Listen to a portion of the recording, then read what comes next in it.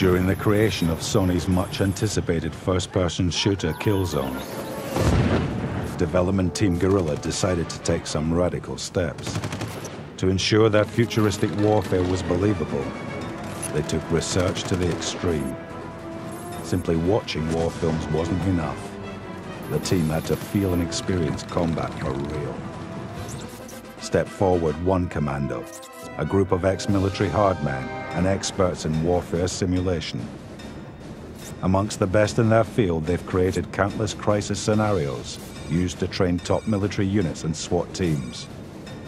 One commando's brief was simple: create a hellish war zone that was crawling with the game's enemy soldiers, the ruthless and deadly Hellgast. The objective of this exercise began as research, but quickly became one of survival. In between training, the team took time out to talk about the game. Killzone is set in a colony planet called Vector, which is currently being invaded by an evil army called the Hellgast. You start off in a city and you can basically go all the way through to jungles, mangroves, up a mountainous environment, and you finally end up in space. Killzone offers the gamer the opportunity to play as one of 4 soldiers. Lead AI programmer Remco Straumann. At the beginning of a level you pick one of the soldiers in your squad to play the level with, and you finish the whole level with that specific character. In the beginning of the game you will have only one character to choose from, but as your squad builds up you will get more.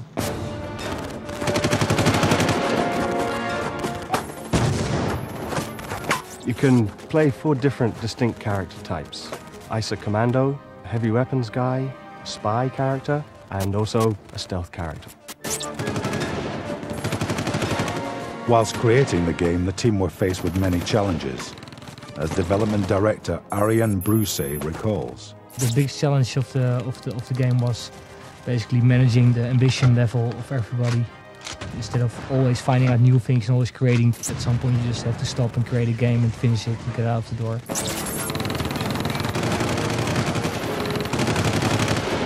Killzone is incredibly cinematic, as lead artist Jan Bart van Beek explains. One of the major influences of the game was actually war movies like Saving Private Ryan, series like Bands of Brothers, stuff like Black Hawk Down, and basically the great new modern war movies. And we wanted to make something that's basically not a realistic war game, but much more of a cinematic war experience. We wanted to have a very immersive feel to the whole game, and one of the things we felt could really add to the immersiveness was basically the real tactility of a gun, so that if you reloaded the gun, it would properly move and all the cocks and slides and bolts would work like a real weapon would work. So you would actually feel that it was a real weapon, and actually the reload animation had a certain purpose and a certain length, and it actually felt like a real weapon. Lead visualizer Roy Postma drew influences from various sources to ensure that the Helghast are without doubt one of the most intimidating enemies ever seen on any console. The uniforms in the Helghast are all inspired on gear and other equipment from the modern armies from the last century, actually. We just picked out all the sinister parts and combined all those things that actually created the whole style of the Helghast army. The overall look of the game, actually the whole world, we pieced it together from like interesting battles that happened in the last century, everything that was really intense in battles, in battlefields. We actually collected all those things. We can think of like Stalingrad, Vietnam, Mogadishu, the City Slim fight, and all these things we collected. And then we wanted to put this total devastation of like World War I, the Battle of the Somme. We wanted to combine all those things, and that gave actually, well, the overall setting. Sound director Joris de Man worked hard to ensure that the sound of the weapons matched the perfection of the game's visuals. With the gun sounds, we really wanted to create big, impressive sounds because we wanted the sound of the guns to be really gratifying when you fire them. And so a lot of the sound in the game sort of goes for what I call hyper-realism, is where we create sounds that are actually bigger sounding than the actual gun would sound in real life, but really sort of add to the whole feeling of the gun. And also not just the firing sounds, but also the whole handling sound. We've added lots of Foley bits and actual mechanical sounds that the gun has to really give the impression that it's a solid gun.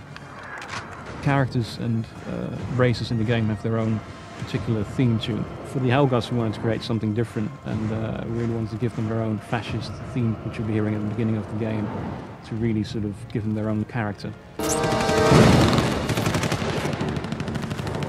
Certain characters in the game perform better with specific weapons. Martin Capel, lead designer, explains why. Each player picks a certain character to take through the game, and each character has a certain optimum playstyle. If you break that playstyle, then weapons become less effective than if you're using the ones that are more key towards your playstyle. For example, if you play stealthy and you pick up a rocket launcher, things are going to go wrong. Likewise, if you pick somebody who's big and powerful with lots of armor and firepower, you start using something that really doesn't have the punch to match that character, then again, you're going to start finding that you suffer. So the key to the game is actually working out which weapons to use. Both factions have a wide range of armaments, and during the course of the game, the player can use up to 30 weapons, including assault rifles, pistols, missile launchers, and even a range of emplaced guns. The ISA weapons are based more on accuracy and power, whereas the Hellgast prefer rate of fire and sheer devastating destruction.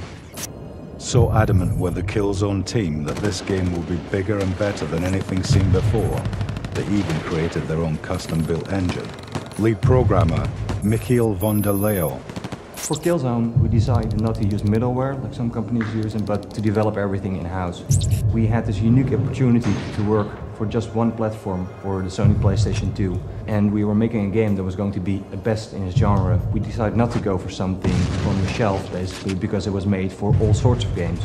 We wanted to make an engine that was made specifically for Killzone and got the best out just for this game. And yeah, because we're working for Sony and they wanted us to make that game, we wrote all of the technology in-house. It took us more time, but the quality is definitely much better than you can get from just using another engine which is also capable of making other games. Each member of the Killzone team has fully immersed themselves in the world of futuristic warfare, to an extent some would call insane. The end result, though, is a title which will leave the player blown away.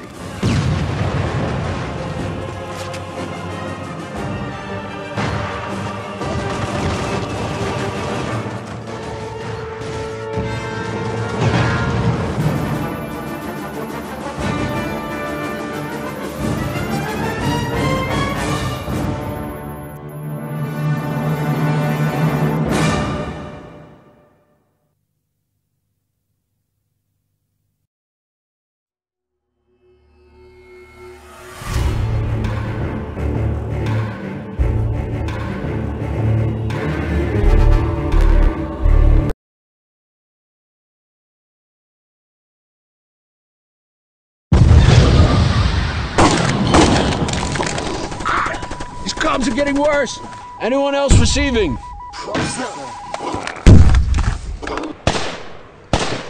We're getting cut off here. Shit! Come What do we do now, sir? We have to get back to the main line. Who the hell are you? You trying to get killed? Robert Sanchez, sir. Don't worry too much about these Hellgast. They're walking right into one of our minefields. Yeah, dead in the tracks. How long are these minefields gonna hold? Not too long, sir. They've been trying to find a way through all day. You know this area, Sanchez? Yes, sir. I've been here covering the Hellgast for the duration, but I lost comms with their outpost on the ridgeback. Okay, Sanchez. You take point. Gotta stop the Hellgast from breaking through our lines. Get us out of here alive. Yes, sir.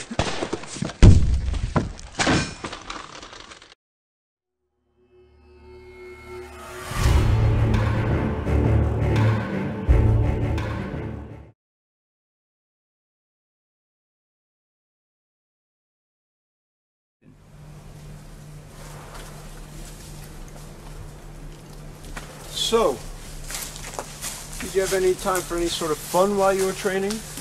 What, like beach volleyball and cocktail party? No, that's not what I meant. What I mean is, did you make any new sort of friends or that such thing? Are you asking me if I got laid? What? No, jeez. What? Shh. That. What's what? That. Shit, crap. Any ideas? These won't touch it. And there's no way around. All right, then, just keep your head down. Yeah, motherfuckers! Come get it while it's hot!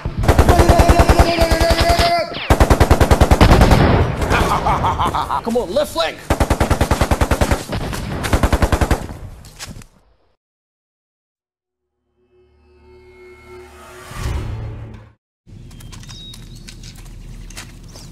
So, you have much time for, you know, fun during your training?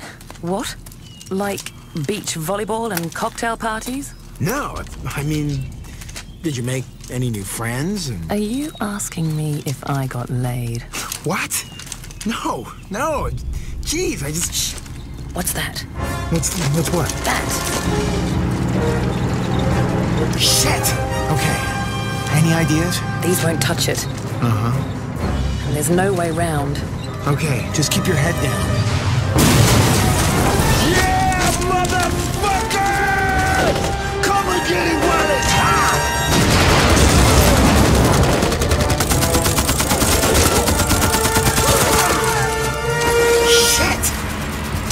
flank!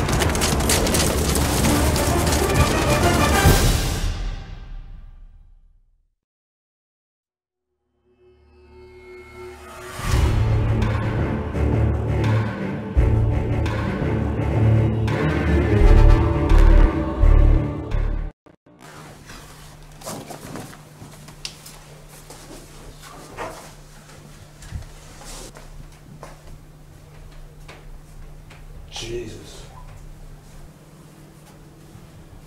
Executed.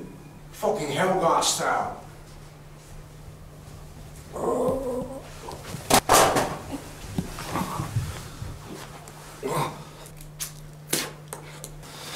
No time. You're here for the spy, aren't you? Haka. Let me. Yes, the spy hacker. Where is he? Has he been captured? Oh, God. Through there. 20 minutes ago. Templar. You've got a surprise coming. When you see. God damn it! This spy had better be worth all this bullshit.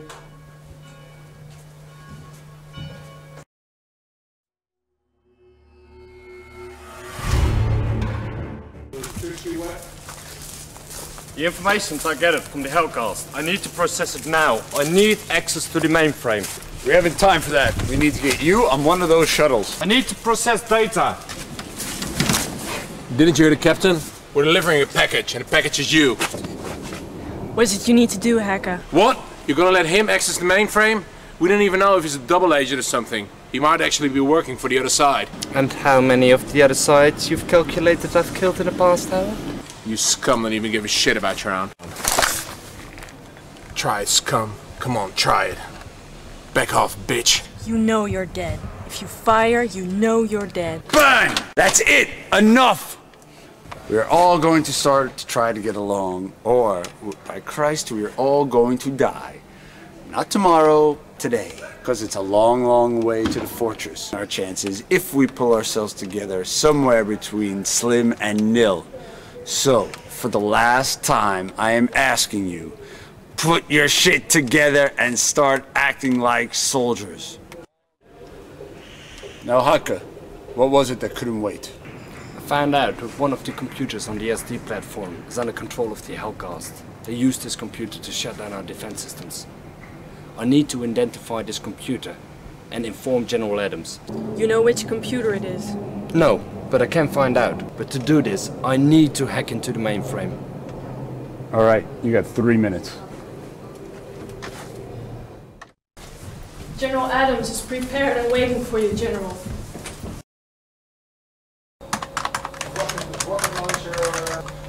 Haka! Nearly there.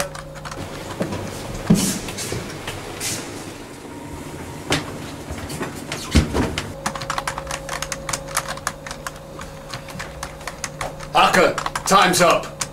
I've got it. But it can't be. What is it?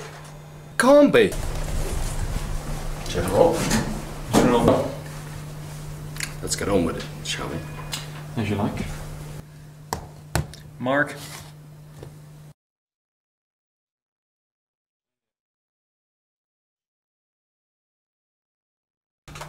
The computer on the Hellcast control. It's General Adams' personal computer. Very well. I understand you've prepared everything for the reprogramming of the defense systems. You've got that 100% correct. What's the meaning? The meaning is you lose. Traitor.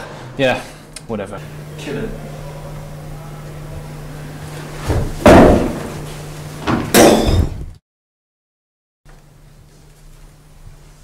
You've done well, General. I'll make sure that Scott Avizari hears of your efforts. I'll tell him myself, thank you, General Lente. That's after I take this little beauty for a spin around the block. General Vaughton's in danger. Let's move it! And if Adams is a traitor, then he'll shortly be in control of the SD platform weapons. Which can be aimed. Smoke!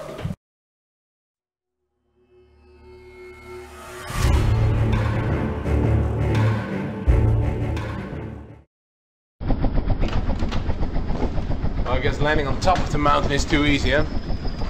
This is as close as we can get without getting shot down. And I figure Adams knows that we're on our way. Jan! When this is over... It's not going to be over. Not for a long, long time, if ever. What's up with them? Haven't you worked it out yet?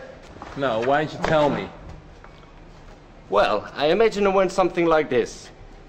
There was a special forces captain and a young recruit. They fell in love. He promises her the world, but all she wants to do is go off for martial training. 9 months later, they meet again. Except now, the brave captain's sweetheart is a cold assassin, trained to kill in 1,000 ways. Trained to think, not feel. Trained to act, not reflect. She's almost perfect. But I suspect Captain Templar feels otherwise. You know what? I think you're full of shit.